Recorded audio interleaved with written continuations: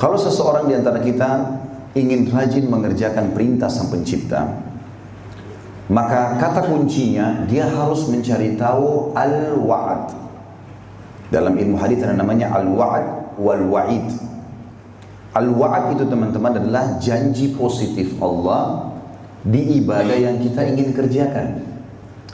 Sementara al-wa'id, ancaman Allah di dosa yang sedang kita kerjakan. Ini kaidah dasar dalam syariat. Jadi kalau kita ingin mengerjakan ibadah apapun dan selalu ingin istiqomah di situ, sholat malam terus nggak pernah ketinggalan, sholat duha nggak pernah ketinggalan, istiqomah terus dalam agama ini, maka dia harus mencari tahu al-wa'ad, janji positif Allah di situ. Kalau bahasa ceramahnya fadilah, bahasa Indonesia keutamaannya. Makanya kita lihat teman-teman sekalian, dalam buku-buku hadis seperti yang sudah masyhur di kalangan muslimin, Riyadhus Shalihin misalnya, kita kalau lihat daftar isinya, kita akan temukan fadilah sholat duha, fadilah sholat malam, fadilah sedekah, fadilah sholat wajib 5 waktu, fadilah Jumat, fadilah haji, fadilah umrah, fadilah jihad, fadilah bakti sama orang tua, fadilah zikir, fadilah doa. Fadilah ini dalam ilmu hadis dikatakan, ini istilahkan dengan al-wa'ad. Kalau teman-teman ingin rajin sholat malam, walaupun tidak bunyi jam beker, walaupun sempat begadang, maka bisa kita bangun. Coba baca sebelum tidur. Sekarang alhamdulillah di handphone kita semua bisa kita buka.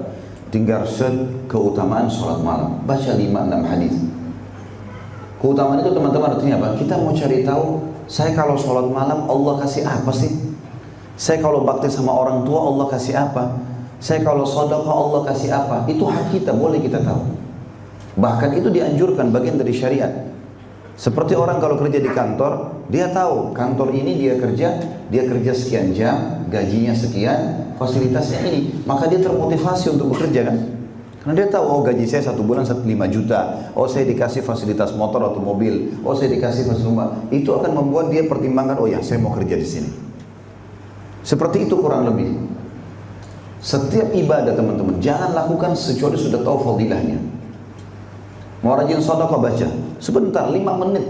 Antum lagi mau naik motor, mau naik mobil, bisa buka, baca 5 menit sebelum naik, sebelum starter mobil, sebelum nyalain motor cuma baca, oh keutamaan sedekah. Hadis pertama, hadis kedua, hadis ketiga, 5 hadis saja. 1 hadis pun tidak ada masalah sebenarnya. Sudah cukup teman-teman, kita jadi tahu, oh yang saya lakukan, saya dapat ini. Dinukil dari kisah salafus saleh dulu, mereka kalau masuk di kancah jihad teman-teman sekalian, tahu apa yang mereka jadikan sebagai pembakar semangat untuk siap menumpahkan darah, meninggalkan keluarga, meninggalkan pekerjaan, meninggalkan dunia ini yang orang banyak kejar. Baca tentang surga.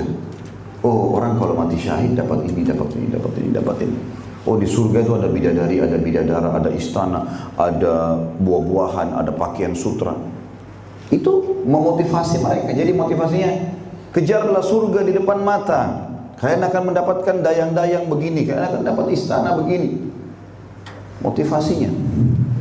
Dan itu bagian dari syariat. Bayangkan kalau setiap hari antum baca keutamaan 1 buah ibadah saja. 1 bulan, 2 bulan, setiap hari sebelum aktivitas baca fadilah. Misalnya hari ini masalah bab sholat, atau sebulan ke depan bab sholat saja, setiap hari. Antara sholat sunnah, sholat apalah ya, banyak sholat Jumat, sholat gerhana, sholat istisqa, ya, banyak sholat. Kita bisa pelajari babnya setiap hari, selesaikan. Nanti bab zakat, bab ini, baca keutamaannya. Maksudnya namanya al-wa'ad. Sebaliknya kalau ada di antara antum misalnya yang berkata, Ustaz, saya punya satu hal yang buruk.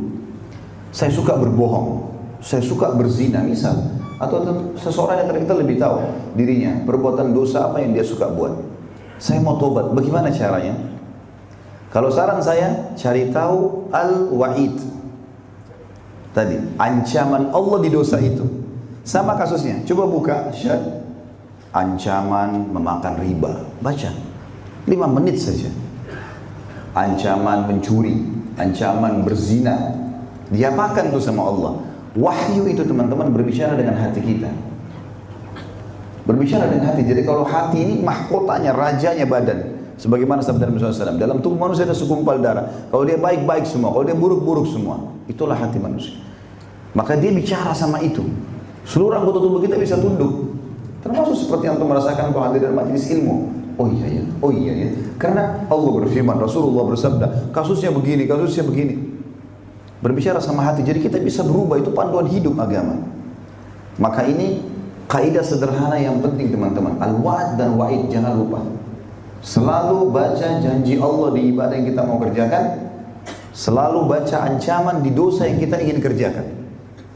Walaupun kita tidak kerjakan, boleh kita baca sebagai benteng sebelum terjadi. Sedia payung sebelum hujan. Kita baca al-wa'id. Seperti itulah.